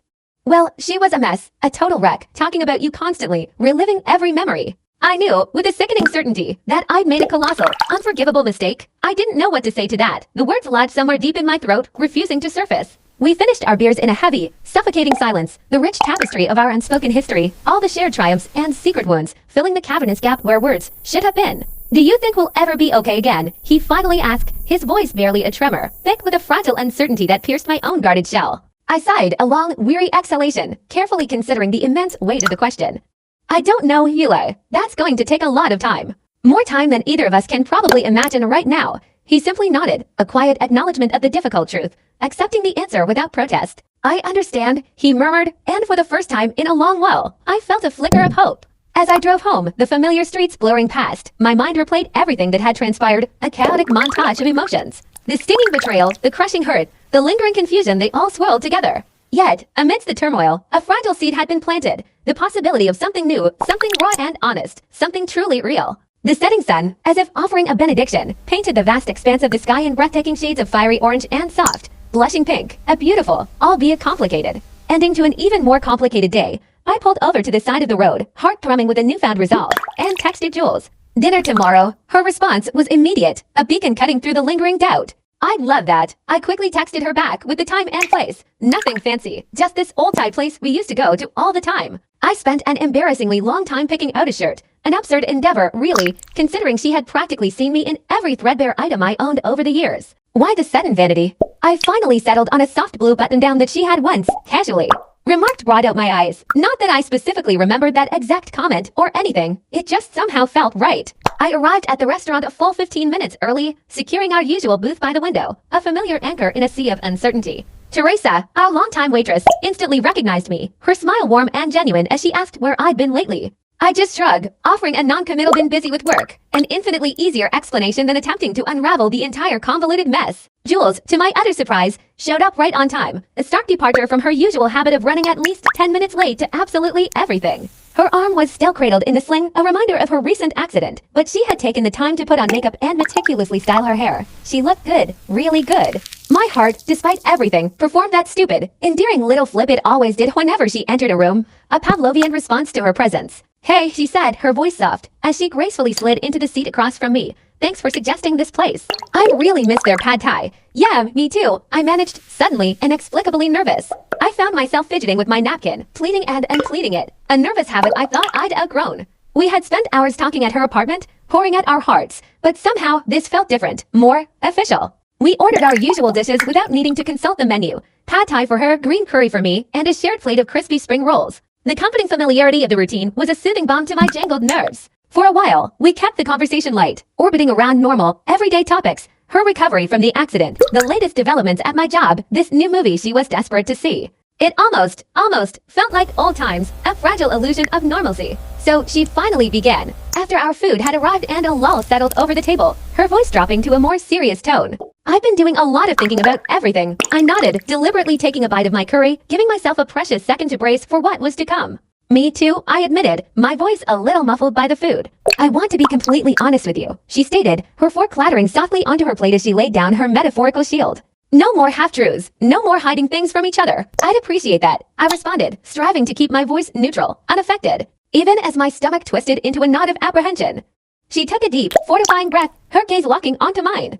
I've been in love with you since we were 16. The words hung in the air, potent and unexpected. That summer, she continued, her eyes distant with memory, when we went camping with your family. And you stayed up all night with me because I was so terrified of all the strange noises outside our tent. Do you remember that night? I did remember vividly. She had been so mortified, so embarrassed by her fear, but I hadn't cared, not even a little bit. We had played endless rounds of cards by the weak glow of a flashlight until the first blush of sunrise painted the horizon. Yeah, I confirmed, a soft smile touching my lips. I remember, that's when I knew, she confessed, her voice thick with emotion. That's when I truly understood the depth of my feelings for you. But I never said anything, never dared to voice it aloud, because I was absolutely terrified of ruining our friendship. It meant too much to me. She pushed her food around her plate, her gaze fixed on the colorful mixture. Then in college, when you started dating Samantha, I truly believed I had completely missed my chance. That my moment had passed forever. Samantha and I had dated for almost a year. She was undeniably nice, kind even, but there had always been this inexplicable void. A subtle sense that something crucial was missing. I broke up with her because she wasn't you, I admitted, the truth finally tumbling out. I just didn't realize it, didn't have the clarity to see it at the time. Jules looked up, her eyes wide with genuine surprise, a flicker of disbelief dancing within them. Really, she whispered. I nodded, a firm, reassuring gesture. Yeah, no one ever measured up to you, Jules. No one even came close. A small, wistful, almost sad smile graced her lips. We really messed this up, didn't we, she mused, the weight of their shared history palpable. Spectacularly, I couldn't help but interject, a small, wry laugh escaping my lips. The entire convoluted situation was so utterly absurd, so tragically comical, when viewed from the outside looking in. When Eli showed up that night, she continued, her gaze dropping back to her hands, tracing invisible patterns on the tabletop. I was actually waiting for you. I had finally worked up the courage to tell you how I felt, to lay my heart bare. I even wrote that note trying to find the perfect words, but then Eli came over instead. I tried desperately to keep the bitterness, that familiar and welcome guest, from creeping back into my voice, but it was a losing battle. He said he wanted to talk about you, about us, she explained, a subtle tremor in her voice. He told me you'd been in love with me for years, but that you were too afraid, too paralyzed by fear, to ever make a move. She shook her head slowly, a deep, frustrated sigh escaping her lips. Then he said something that really, truly got to me, something that twisted my perception. He said, if we tried and it didn't work out, it would absolutely destroy you. That you wouldn't be able to handle losing me as a friend. My brow furrowed, a wave of incredulity washing over me. He said that, she nodded, her gaze meeting mine, unwavering. He made it sound like he was protecting you, that his actions were somehow selfless. That by being with him instead, I could somehow keep you in my life without risking everything, and... You actually believed him. A wave of sheer incredulity washed over me, a physical shock that made my jaw clench and my eyes narrow. My mind, already a swirling vortex of fear and bewilderment, struggled to reconcile this new confession with everything I thought I knew. It felt like the ground had shifted beneath my feet, leaving me disoriented and adrift. And yes, she confessed, her voice barely a whisper, I did believe him. How could I not? He was your brother, after all, a shared thread in the tapestry of your life. I foolishly believed that familial bond meant he held some inherent, undeniable insight into your character, that he knew you better than anyone. Her gaze, typically so vibrant and full of life, was now downcast, her shoulders hunched in a posture of profound regret. It wasn't a performance, the raw, unvarnished remorse etched on her face and in the slight tremor of her hands was undeniable, tearing at the edges of my anger. Trusting him, she continued, a fresh wave of agony coloring her tone, was the most monumental, soul-crushing error of my entire existence. A mistake that had ripple effects, shattering our world and leaving wreckage in its wake. I leaned back in my chair, the worn leather creaking softly in protest, trying desperately to absorb this deluge of startling information. My mind felt like a tangled knot, attempting to untangle the threads of deceit and misunderstanding that now seemed to bind everything together. Eli, my own flesh and blood, had meticulously, cruelly orchestrated this entire charade, pulling our strings like some malevolent puppeteer. He hadn't just deceived one of us. He had intricately, calculatingly manipulated both our emotions, our trust, our very lives. The raw, fiery realization of his betrayal sent a scorching wave of anger through my veins, making my blood simmer with a furious heat. Yet, strangely, paradoxically, it simultaneously felt as if an enormous, crushing weight, a burden I hadn't even consciously acknowledged, was finally being lifted from my weary shoulders. It wasn't a callous, impulsive decision. Jules hadn't simply discarded me, choosing him on a careless whim. No, she too had been ensnared in his web of deceit, trapped and misled with the same insidious cunning that had ensnared me. We were both victims of his calculated machinations. A sudden urgency propelled the question from my lips, sharp and unbidden. Single quotes, when did you finally realize what he truly done? She sighed, a sound heavy with regret. Pretty quickly after everything imploded, she admitted, but by then, it was too late. You'd already shut us both out, a wall of silence erected between us. I was lost, utterly helpless, and I didn't have the faintest idea how to even begin to fix the colossal mess. Slowly, almost tentatively, she extended her uninjured hand across the polished surface of the table, a silent plea for connection, for understanding. Her voice trembled slightly as she continued. I tried to end things with him, Marcus, so many times I lost count. But every single time, he'd twist it, manipulate me, making me feel so cripplingly guilty. He'd insist that leaving him would permanently destroy any remaining shred of hope for you to ever forgive either of us, painting a bleak picture of utter isolation if I dared to defy him. After a brief, internal battle, a momentary flicker of doubt, I hesitantly reached out and clasped her hand. It felt surprisingly delicate, small and reassuringly warm against the cool tremor of my own. That's truly messed up, I muttered, the inadequacy of the word stark against the enormity of what I'd just heard. It was an understatement of epic proportions, a crude summary of a deeply complex and painful betrayal. I know, she whispered, her gaze distant, fixed on some unseen point. I know. I should have been stronger, should have seen through his lies sooner, should have had the courage to just walk away, no matter his threats. A small, reassuring squeeze of my hand punctuated her self-reproach, a silent acknowledgement of the shared burden, the unspoken understanding passing between us. Then, with a wry, almost wistful smile, she added, the accident, ironically, was actually a really weird blessing in disguise. It forced me to hit pause, gave me some much-needed perspective. Life's just damn short for all this bull poop, all this drama and misunderstanding, you know? A genuine, unburdened laugh escaped my lips, a sound I hadn't realized I'd been holding back for so long. Classic Jules, I mused aloud, a warmth spreading through me, always managing to find the absurd, almost poetic silver lining, even in the literal wreckage of a car accident. Yeah, I know, she echoed, a faint smile gracing her lips. As we finished the remainder of our meal, the conversation flowed with a newfound ease, a comfortable rhythm replacing the stilted awkwardness that had hung between us earlier.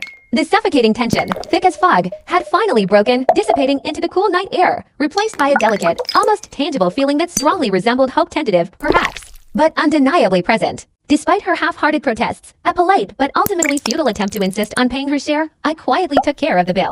Then, with a sense of gentle purpose, I walked her out to her car, a comfortable silence settling between us. The night air was crisp and cool against our skin, carrying the subtle scent of damp earth and overhead. The first hesitant pinpricks of stars were beginning to pierce the darkening canvas of the sky. So she asked softly, her voice barely disturbing the quiet night, as she leaned casually against the polished metal of her car door, what exactly happens? Now her question hung in the air, weighted with both trepidation and a fragile anticipation.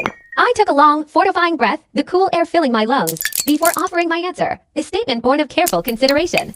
I think, I began, meeting her gaze. We take it slow. Really slow. There's so much to unpack, so much new ground to navigate. We need to figure out, meticulously and honestly, who we are to each other now, in the aftermath of everything. A small, genuine nod conveyed her agreement, and a visible wave of relief washed over her features, smoothing away the lingering shadows of doubt. I'd like that very much, she responded, her voice laced with a renewed sense of peace. After a momentary, almost imperceptible hesitation, a brief internal debate, I leaned in, allowing myself a small, tender gesture, and gently pressed a kiss to her cheek. Good night, Jules, I murmured, the words soft against her skin. She returned my gaze, and a smile bloomed on her face, not a polite or strained one, but a truly radiant, unforced smile that crinkled the corners of her eyes, making them sparkle with a newfound light. Good night, Marcus, she replied, her voice carrying a warmth that resonated deep within me. I stood there, watching the red glow of her taillights recede into the darkness, until they vanished completely. A profound sense of lightness, a buoyancy I hadn't experienced in what felt like an eternity, settled over me. We weren't fixed, not by any stretch of the imagination, nor was anything perfect, but for the first time in months, I felt undeniably, beautifully hopeful. The possibility, nascent and fragile, was there. The subsequent few weeks unfolded in a curiously weird fashion. It wasn't bad weird, mind you, but rather a good kind of weird and unfamiliar, yet distinctly positive, shift in the fabric of my daily existence. Jules and I slowly, tentatively, began to hang out again, falling back into familiar rhythms but with an unmistakable underlying current of novelty. Every shared moment, every casual encounter, felt subtly but profoundly new, distinctly different from how it had been before. Our outings were deliberately uncomplicated. We'd go to matinee movies, linger over coffee at a bustling cafe, or take long, meandering walks through the leafy green expanse of the park. Simple, everyday activities that, in their renewed context, felt anything but trivial. Yet, beneath the surface of these seemingly casual interactions, there pulsed a palpable, almost electric undercurrent of possibility, a nascent tension that hadn't been present before. Or perhaps, I pondered, a rhetorical question forming in my mind. It had always been there, a silent hum of potential that we, in our youthful blindness and the intricate dance of our complicated friendship, had simply chosen to ignore. Eli, in his predictable fashion, made a few attempts to reach out, his calls flashing across my screen. But I wasn't ready to engage with him, not yet. My focus, my emotional energy, was entirely dedicated to navigating this delicate, evolving landscape with Jules. I needed the space, the clarity, to figure things out with her first, before confronting the architect of our recent turmoil.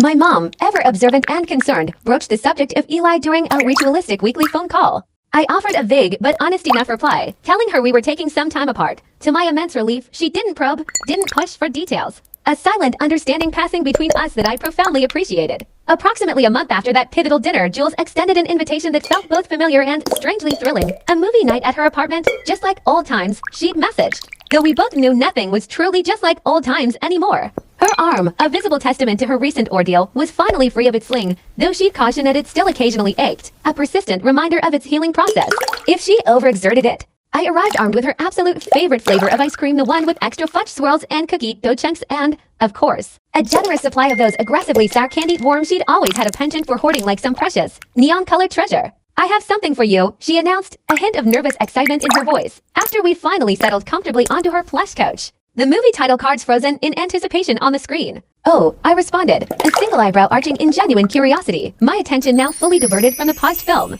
With a secretive, almost conspiratorial air, she reached behind one of the sofa cushions and retrieved a small, carefully wrapped package, its simple paper hinting at something delicate within. It's nothing grand, nothing extravagant, she quickly interjected, as if to temper my expectations. Just a little something I truly wanted you to have. A small token. I meticulously unwrapped the paper, peeling back the layers with a care usually reserved for fragile artifacts. Inside, nestled on a bed of tissue, was a keychain, its metal gleaming, adorned with a delicate, intricately detailed sunflower charm. It was understated, yes, but in its profound simplicity, it felt absolutely perfect, resonating deeply within me. It's a small jewel to replace the ones you brought me that night, she explained, her voice softening, her eyes darting nervously as if anticipating my reaction. I know it's not the same, not the grand gesture you made, but before she could finish, before the doubt could take root, I leaned in. This wasn't the chaste, friendly pat on the cheek from that initial night. No, this was a deliberate, undeniable kiss, a real, honest-to-goodness kiss, born of accumulated longing and unspoken emotion.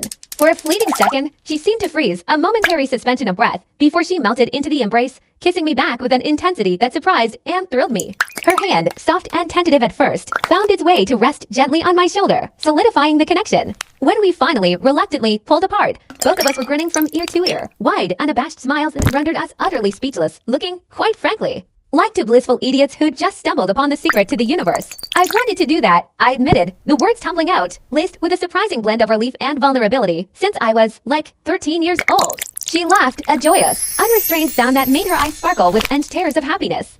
Me, too, she confessed, the simple phrase echoing the depth of years of unspoken desires. That movie, the one paused on the opening credits, remained unwatched, completely forgotten.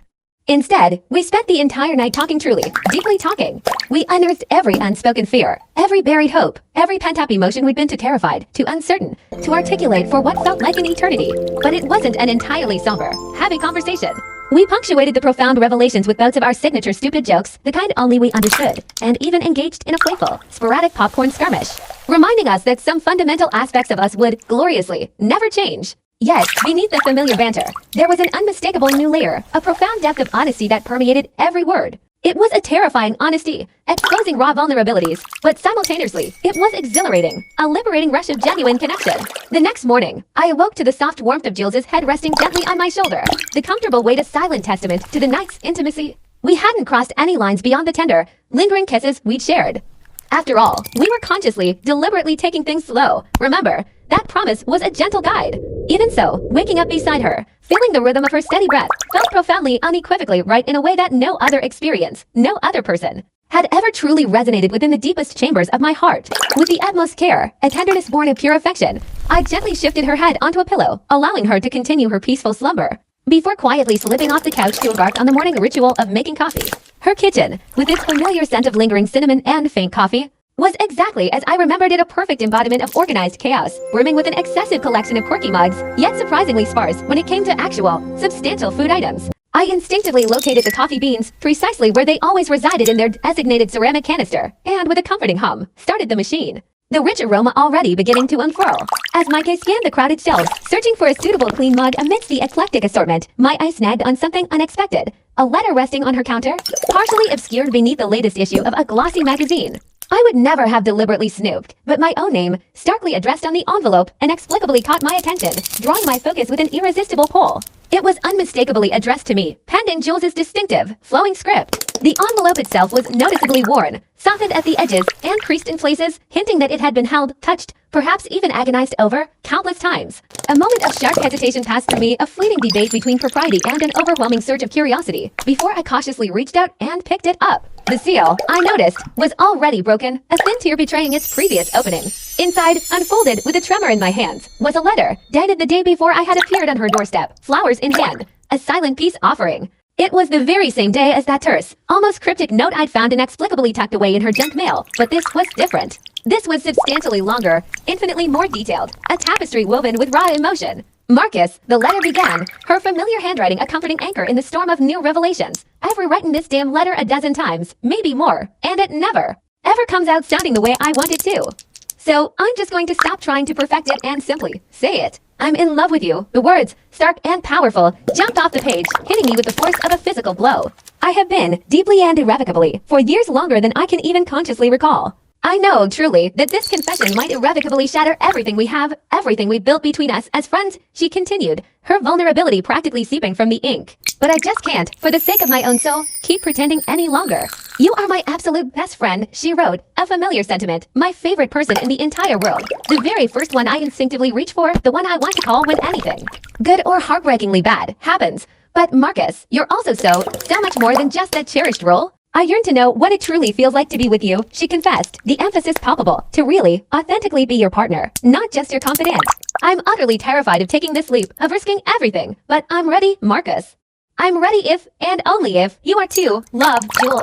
I stood rooted to the spot in her familiar kitchen, the worn paper trembling slightly in my grip, my heart thundering against my ribs with a frantic, almost unbearable rhythm. She had penned these raw, courageous words before the accident, before Eli's machinations fully came to light, before I had shown up with those flowers, before any of the recent chaos had even begun to unfold. Eli, with his usual knack for impeccable timing, materialized just as my carefully constructed world was poised to unravel, before everything went utterly, irrevocably to hell.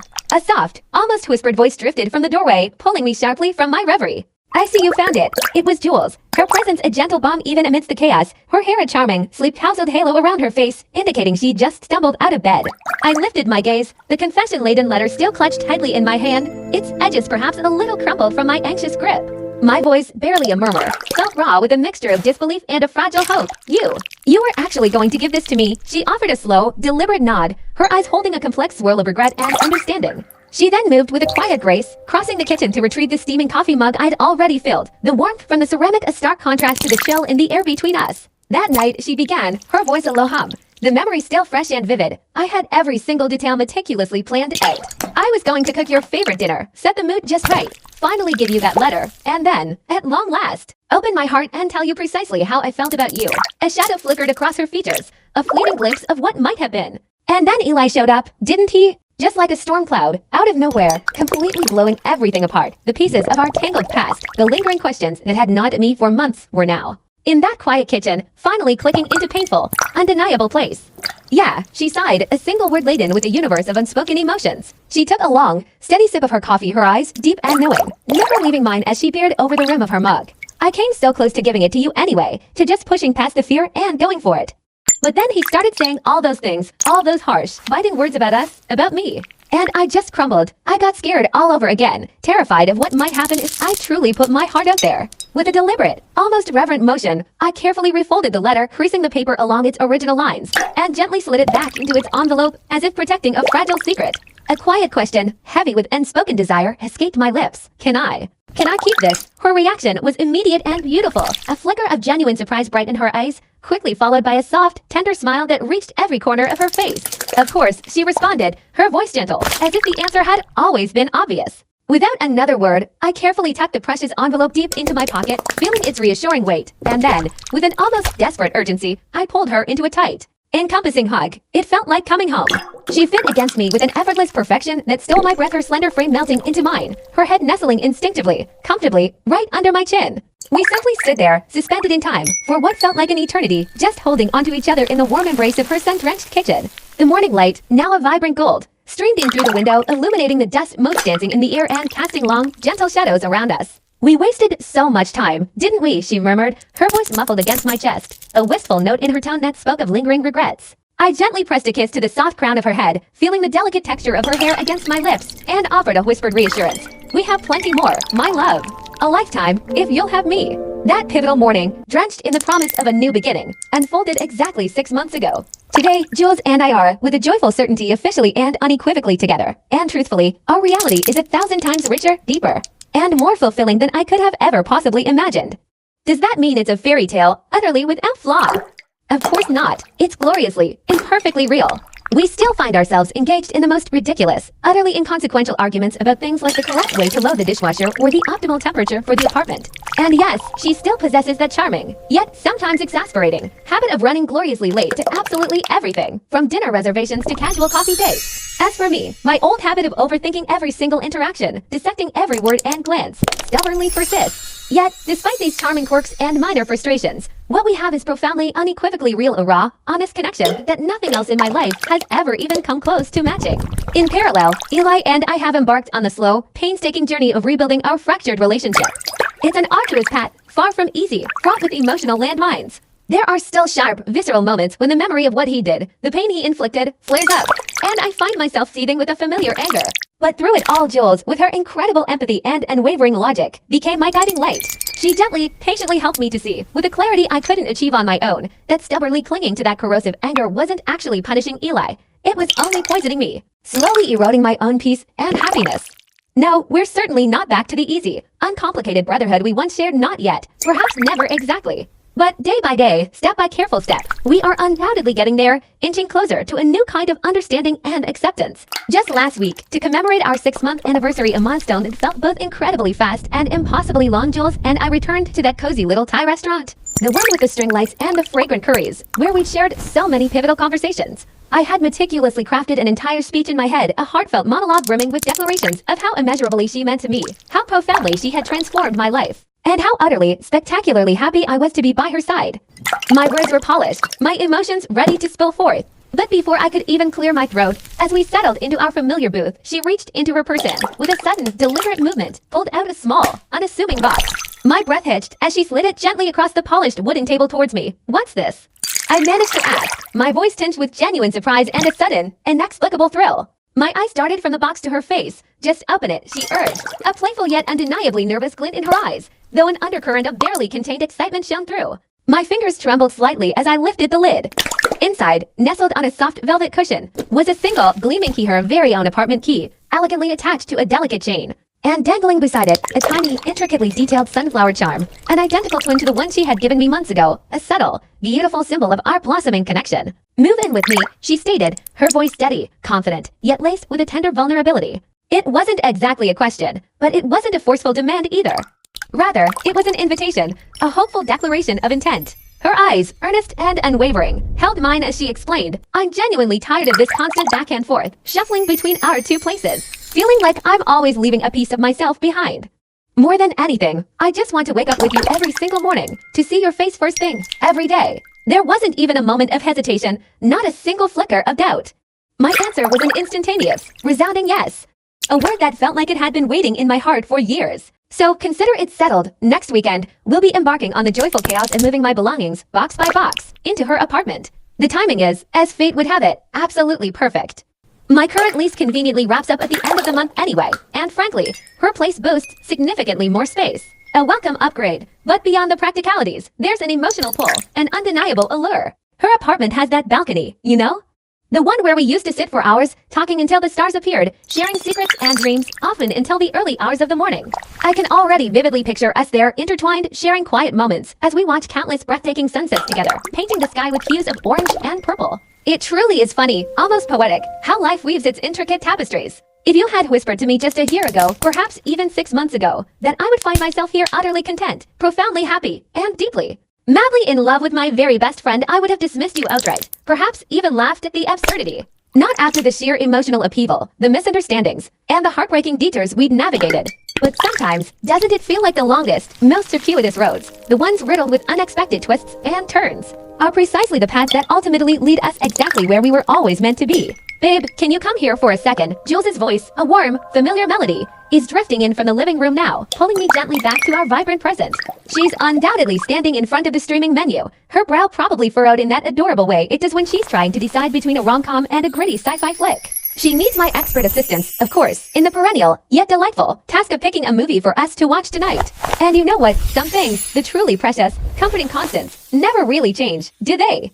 And frankly, I wouldn't, for even a second, want them to. In this moment, enveloped by the simple, profound joy of our shared life, I am, without a shadow of a doubt, the happiest I have ever been in my entire existence.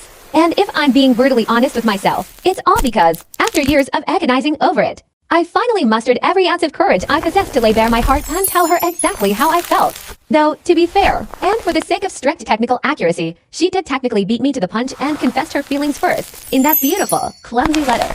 But really, when your heart is this full, who's keeping such precise score, anyway? I really must dash. My incredibly important, utterly captivating girlfriend is summoning me, needing my sage wisdom to settle a truly monumental debate, a discussion of paramount significance. Apparently about whether Die Hard unequivocally qualifies as a legitimate Christmas movie. And just for the record, for anyone out there wondering, it absolutely, 100%, without a single shred of doubt, is a Christmas movie. Period. Yes, life, in all its beautiful, messy, wonderful glory, is good, really, truly, spectacularly good.